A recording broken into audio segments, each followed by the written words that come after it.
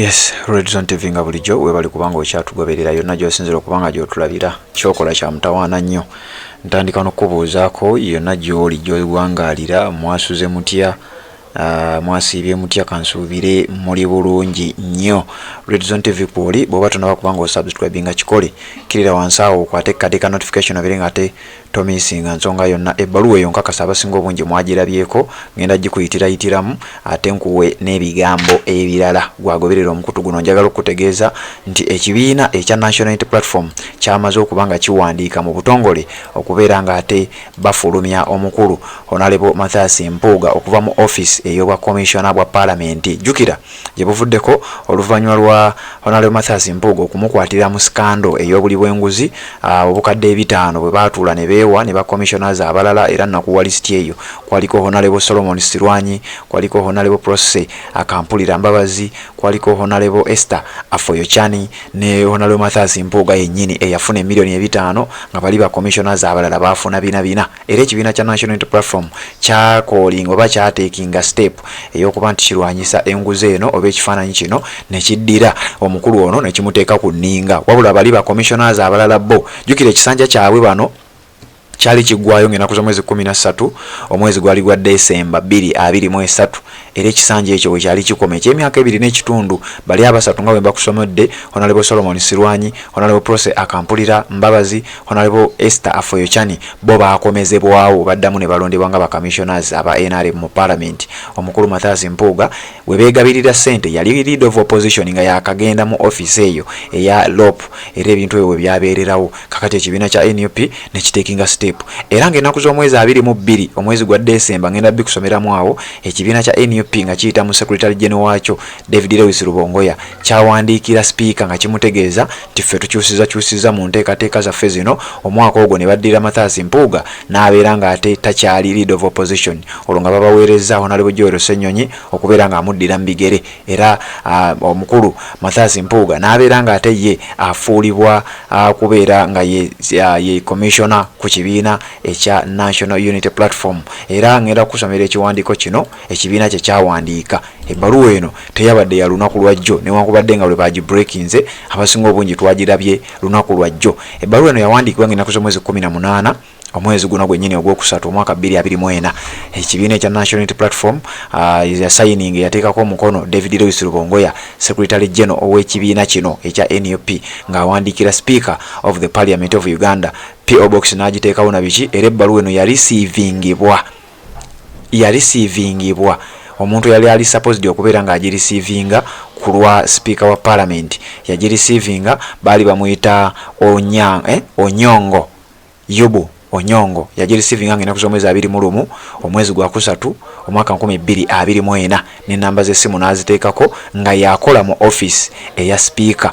Ebbaluwa eno yali etegeeza Speaker nti ffe tuggyemu obwesige omukulu Mathias Mpuuga era officially takyali commissioner waffe okusinziira ku kibiina ekya National Unity Platform. Kakati ebiseera ebisinga abasajja no badde nga beekuusa ku constitution nti eba kiyinza okuba tekikkirizibwa omuntu okubeera nga bamujja mu commission biki kibiina tekisobola. Ebbaluwa eno etambula bweti: Withdrawal of mandate and the nomination of commissioner. You will recall that on 22nd December 2023 I notified you of the party's decision to nominate Honorable Mathias Mpuuga as the Commissioner of Parliament in accordance with Section 2 subsection 2B of the Administration of Parliament Act and the Rules 11 in bracket 4 of the Rules of Procedure of Parliament. The party has now decided to withdraw its nomination of Honorable Mathias Mpuuga and consequently recalled him from that position. Nti ekibiina kisazeewo bakikoze okusalawo okuwithdrawinga nomination ya Mathias Mpuuga oba okujja erinnya lya Mathias Mpuuga eryateekebwawo nga commissioner. Ekibiina kisazeewo okubanga kirijjayo era ne kimujja mu kifo ekyo. Accordingly, the party hereby nominates Honorable Zake Francis Butebi, who was unconditionally removed from that position.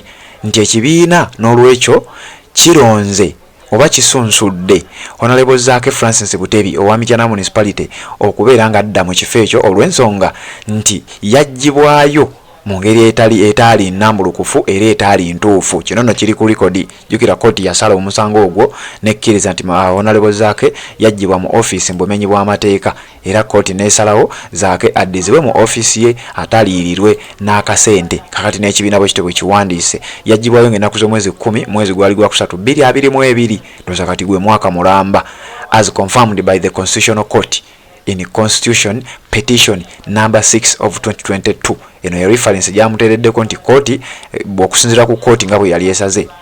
N'agenda maaso n'agamba please note that if Honorable Mathias Mpuuga remains in the Parliamentary Commission as a member, he will do so without the mandate of the party and the opposition platform.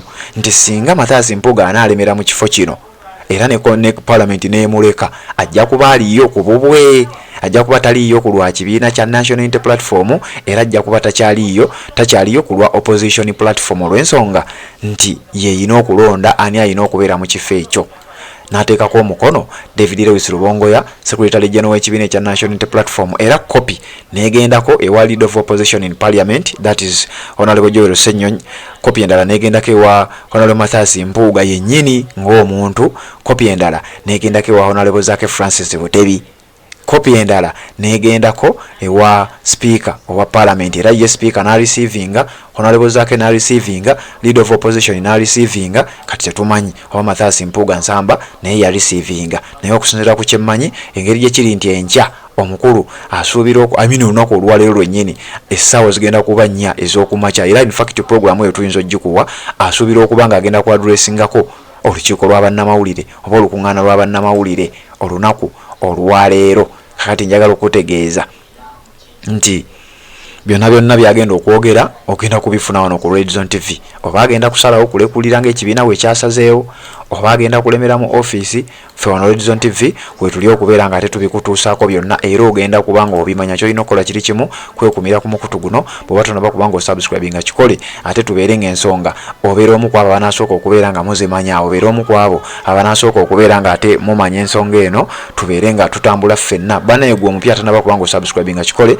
tubeere nga ate tukuwa amawulire. Honorable Zaake Francis Butebi ya receivinze ebbaluwa eno era n'ategeeza eggwanga nti bannange ebbaluwa tugifunye era tugenda kubanga tudda mu ofiisi yaffe. Abaana b'ekibiina ekya National Unity Platform nabo ne batandika okutambuza message va mu ofiisi y'omwana n'ebigambo ebirala bifaananako bwe bityo, naye nga byonna nga bigenda okubanga bijja ngenda kubanga mbikuwa. Naye nga ntegeddeko article eya 82 ekkiriza ebintu bino okubeera nga bitambula pursuant to article 82 section A of the Constitution of the Republic of Uganda 1995 and section 6B of the Administration of Parliament Act. Honorable Joel Ssenyonyi MP Nakawa West Constituency is selected as Leader of Opposition replacing Honorable Mathias Mpuuga Nsamba MP mu Nyendo Mukungwe Constituency who is nominated as Benchmark Commissioner. Okitegeera kitegeeza mu article eno yennyini eyakkiriza Leader of Opposition okubeera nga akyusibwa yandibanga ye article yennyini era eyina okukkiriza kino okubeera nga omukulu awaayo ofiisi eddire emikono gya Honorable Zaake Francis Butebi eyali yaggyibwayo mu bumenyi bw'amateeka. Red Zone TV kwoli webali kubanga okyagoberera katukomewo tubeere nga ate tukuweereza.